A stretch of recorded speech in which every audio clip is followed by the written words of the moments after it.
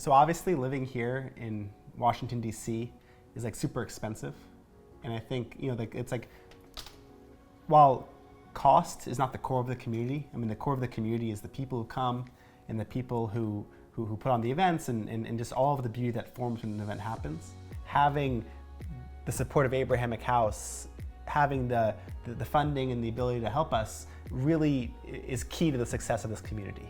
And like being in DuPont Circle, being in this very popular and very expensive neighborhood that's close to everything is so important. And like, and that allows us to have a beautiful porch, to have a beautiful living room. Like it just like if we were living in this tiny apartment in some far out neighborhood, I don't think it would really work in the same way. And so I think personally, like the funding and the donations is like a core part of why we're successful. The conversations that we've had are really just seeds that are planted, and these are all conversations that really do bloom later. And when I think about the contributions of donors, I think of it as an investment, because the seeds that are being planted here really have a massive impact, and we've already noticed some of them blooming just in the last couple months.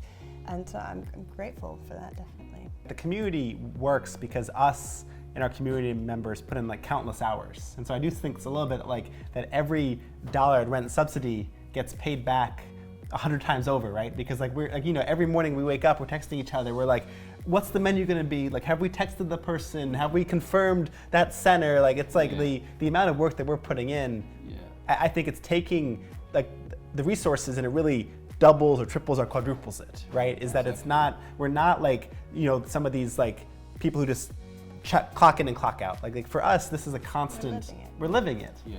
You could spend countless dollars in another organization talking to the same exact people who already know this message. Here, you have a culture of encounter, which allows people to experience something in a new conversation they would never find somewhere else. To me, that's incredibly efficient. It's direct to a new source. And so, to me, donor funds, they're incredibly efficiently spent. And on that point, though, I do think a lot about, we talk about the idea that in our community, we're like relationship first. Like the point is that like, there's people who have so different political views or religions. And I think it's so fascinating how in our community, we say we're gonna learn to see you as a person first.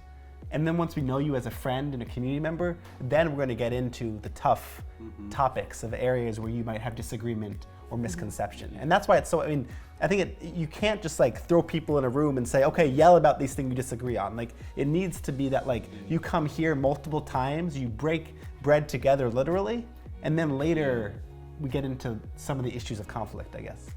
Hopefully I'm not biased and like because I love this place so much, but I can see the amount of impact that we have, like building those connections and letting people talk to each other and letting people trust each other with so much little resources. And if we have these houses everywhere, I think it's going to do a huge impact. I still remember like only a month ago that one of our friends who's from Sudan reached out to me that he's trying to evacuate some people, Christians from Sudan, and I put them in touch with Alex. I was like, okay, this might be one of your contacts that something might come up out of it. So I do think of it in like that sense, and like in 10 years we'll have such a huge, beautiful network of sensible, caring, trustable people that if something arises in one of our countries and all, we had joined hands together for like a cause and everything. So thinking ahead, I think we'll have such an alumni.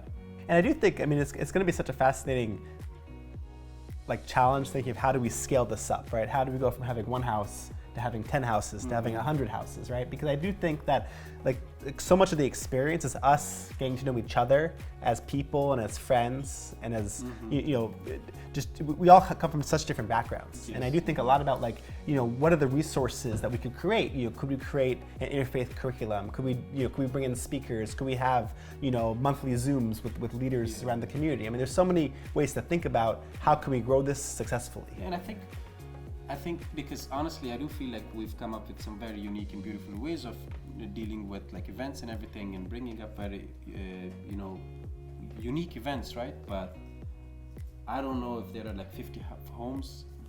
There will be so many unique and beautiful ideas coming out of it from all of these 50 houses, and I cannot wait to see those ideas in practice in those different houses.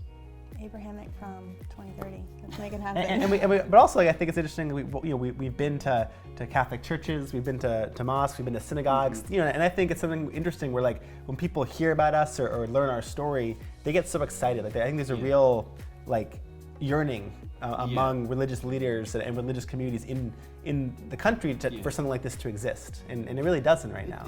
It definitely was shocking for me to see that at some places that I've went and I've spoken about the Abrahamic House, they were actually shocked. They were like, oh my God, something so beautiful. And so hopefully, like in 10 years, people will not be shocked once they hear about a concept like this.